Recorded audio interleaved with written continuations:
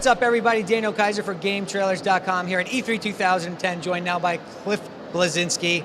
You are at the Microsoft press conference, of course, talking about Gears of War 3. Thanks for joining us here to personally demo Gears of War 3. It's a pleasure to be here. I was almost late because I was over checking out the Nintendo 3DS, actually. Was it awesome? It's actually really good, and it's the kind of 3D I want. I don't want to wear glasses, so anyway, enough. There you go. Let's Gears talk of about War Gears, 3. man. Let's get our personal walkthrough of the demo, which got a great reaction at the show, by the way. Congrats on that. Yeah, we figured 4-player co-op was kind of a nice, risky way to show off the game, right? So. Yeah. Anyway, we're looking at it's been about 18 months since the events of Gears of War 2. The COG, Marcus and Co. have sunk Jacinto, and now we have a new threat known as the Lambent who've risen up. This is a sequence when Marcus and Co. are going to this location known as Anvil Gate, and their truck is ambushed. Marcus is waking up after the crash, and all hell breaks loose. It turns into a three-way fight between the stranded human, the savage locust, who are ripping the arms off people and beating them to death with them, as well as the mutating Lambent threat, which are born of the emulsion energy source. What we have right here is a bayonet charge with the Pendulum Arrow Lancer. You gotta kind of run in from about 10 or 15 feet out. Then you're gonna see one of the NPCs who has an unfortunate ending right here, whereas we have the Digger Launcher. It's kind of a Bugs Bunny underground grenade that pops up, pops his head. We gotta avoid that one and figure out a way to get over there and take him out. Boomers, as you know, have a lot of health, right? So we could sit there and wear him down with bullets, or we could climb into cover, we could zip over and kick this guy down, take him as a meat bag, shoot him a couple times, stick a grenade to his head, and kick him into the boomer, which pops everybody, and then unfortunately I think knock Cole down. We want to have greater co-op interactions this time around, so not only can you revive your friends, but you can exchange weapons. Right there from Anya, I got a Lancer. You can exchange ammo as well. So I mentioned we have the Locust. They're right there. They're savage, but the new threat pops out. These are the Drudges and the Lambent. They come from these stalks that are kind of like organic trees. The pods kind of fall off when they land. These enemies also explode upon death, by the way, which is very important to keep in mind when you're taking them out. Absolutely. There's a lot going on. The level of intensity here is insane. Oh, that savage Locust just got torn in half. And then that was when Rod is getting torched right there by the Lambent Drudge. Funny thing about some of these Lambent is when they mutate, they wind up leaving like their head behind. So it's this like snake that's going around like a snake in the grass. You have to take that out too.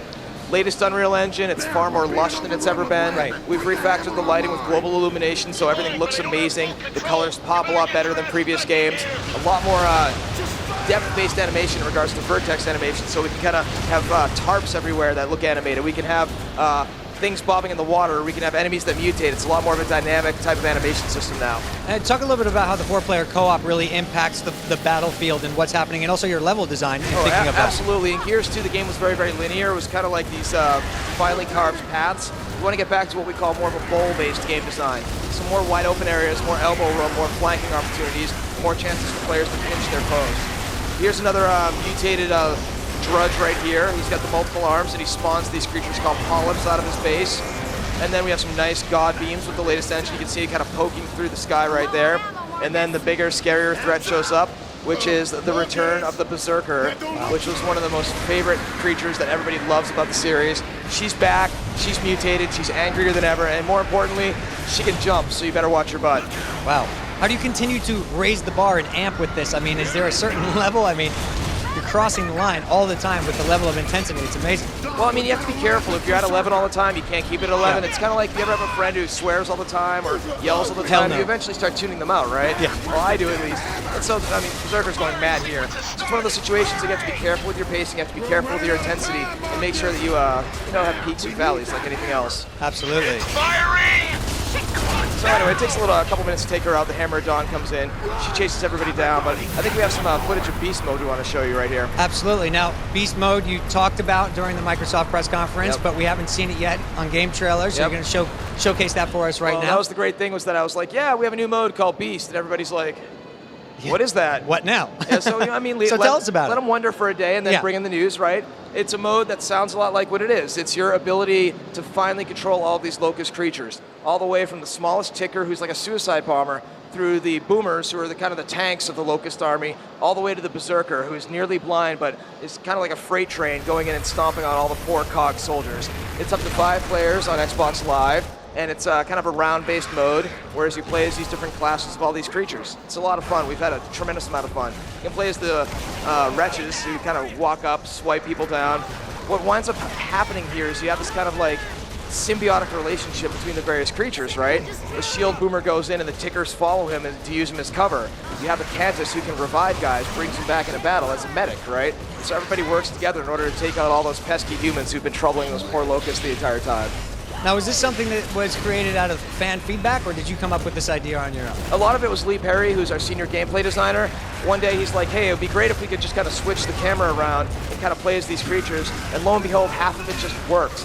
And from there came a lot of the other work, whereas we had to give them unique modes, give them like the ability to run fast for the boomers, made sure everything works with the proper cameras. Oh, here's the Cantus reviving other locusts in battle, acting as a medic class. It's a fun thing about class-based gameplay is if you ask every person what their favorite creature is, what their favorite style of play is, you're gonna get a different answer with every person, because that's the beauty of it. Right. Now tell us again the characters that are featured in Beast Mode. So what we're showing at E3 is the Ticker, the Wretch, the Butcher Boomer, the regular Grenadier from the Locust, the Cantus, the Armored Cantus, the Locust Centipede, which nobody's seen yet. It's kind of a giant centipede that has electricity on it, as well as the Berserker. We also, we have the Shield Boomer and the Grinder Boomer and the Digger Boomer as well. There's a really good selection. You can come by and check it out at the Microsoft booth. Awesome, and there are to be more to be expected, possibly revealed later, closer towards launch? The Locust Army has a lot of monsters, and we haven't even gotten to talking about what we're going to be doing with Horde soon. Absolutely. All right, well, we appreciate your time coming here to the GT stage. Have a great E3. It's great to be here, man.